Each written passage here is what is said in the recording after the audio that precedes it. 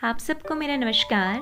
मैं निशा ठाकुर आज के इस वीडियो में आपसे चर्चा करूंगी भारत की नई शिक्षा नीति के बारे में, जो कि इस प्रकार है। पॉइंट नंबर 1, कक्षा 5 तक बच्चा अपनी मातृभाषा में पढ़ाई कर सकता है। पॉइंट नंबर 2, कक्षा 6 से बच्चों को कोडिंग सिखाई जाएगी, जो कि विश्व के कई विकसित देशों में पढ़ाई जाती है। अहम पॉइंट है। पॉइंट नंबर 3, पहले 10/2 का सिस्टम माना जाता था, लेकिन थोड़े बदलाव के साथ इसे अब 5/3/3/4 में बदला जाएगा। ठीक है। और आपके कॉलेज के 3 वर्षीय ग्रेजुएशन को अब 4 वर्ष का किया जाएगा। अगर आप फर्स्ट ईयर में ही पढ़ाई छोड़ देते हैं तो आपको उन अंकों के हिसाब से मार्कशीट, तथा आप सेकंड में पढ़ाई छोड़ देते हैं तो आपको डिप्लोमा, और आप अगर तीसरे वर्ष में पढ़ाई छोड़कर चले जाते हैं तो आपको पूरी डिग्री दी जाएगी। यह है पॉइंट नंबर 3। और पॉइंट नंबर 4 है, कोई भी प्राइवेट कॉलेज मनमाने तरीके से शुल्क वसूल नहीं कर सकता है।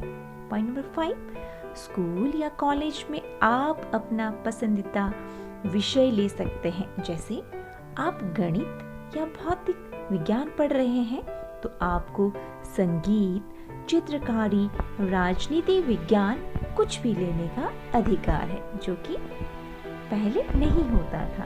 यह पॉइंट नंबर 5। पॉइंट नंबर 6 है, बोर्ड की क्लास में अगर आप परीक्षा वाले दिन परीक्षा नहीं दे पाए तो चिंता न करिए, आप बाद में भी दे सकते हैं। और परीक्षा का मूल्यांकन केवल वर्षीय एग्जाम पर ही नहीं, आपकी कक्षा में होने वाले छोटे छोटे क्लास टेस्ट पर भी निर्भर करेगा, जो अब अनिवार्य करवाए जाएंगे। पॉइंट नंबर 7, वैदिक साइंस और भारतीय संस्कृति का कुछ भाग भी इसमें अब जोड़ा जाएगा। 8 पॉइंट है, शिक्षकों को भी टेस्ट देने पड़ेंगे या उनका भी इंटरव्यू लिया जा सकता है।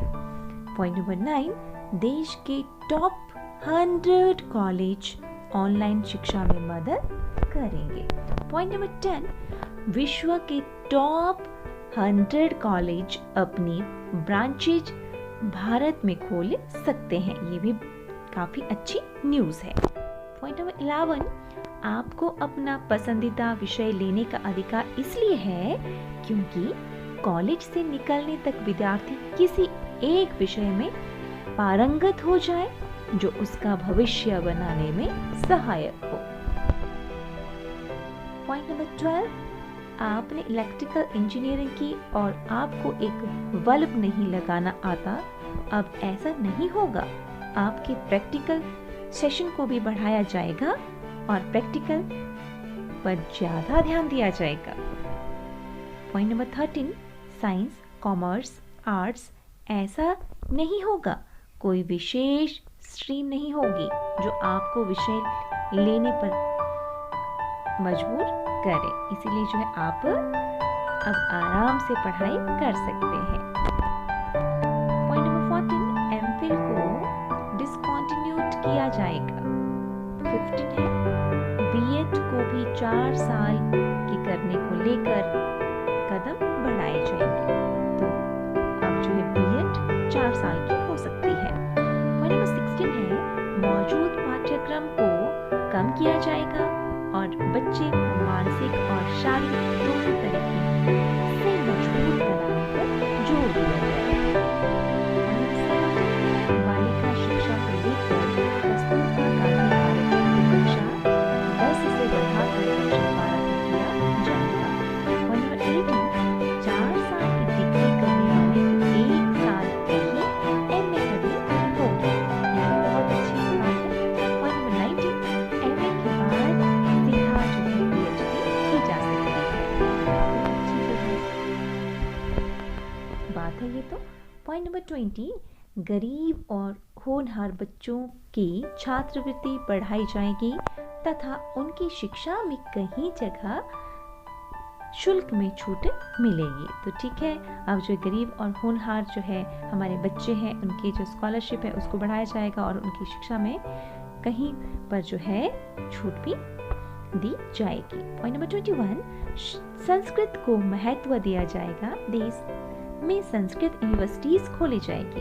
ये भी बहुत अच्छी पहल है कि जो संस्कृत है हमारी भाषा उसे इम्पोर्टेंस मिलेगी और देश में संस्कृत यूनिवर्सिटी खोली जाएगी। 22 पॉइंट है, देश के सभी कॉलेज में कॉमन एंट्रेंस एग्जाम होगा, अर्थात हायर एजुकेशन में एडमिशन लेने के लिए सभी कॉलेज में एक ही परीक्षा होगी, अलग अलग पेपर नहीं होंगे। पॉइंट नंबर 23, 2030 तक देश के सभी जिलों में कम से कम एक ऐसा बड़ा कॉलेज हो जो सभी प्रकार की शिक्षा उपलब्ध करवा सकता है। और लास्ट पॉइंट है 24, टेक्नोलॉजी और लोक विद्या स्थानीय संस्कृति पर ज़्यादा ध्यान दिया जाएगा और वर्चुअल लैब बनाई जाएगी।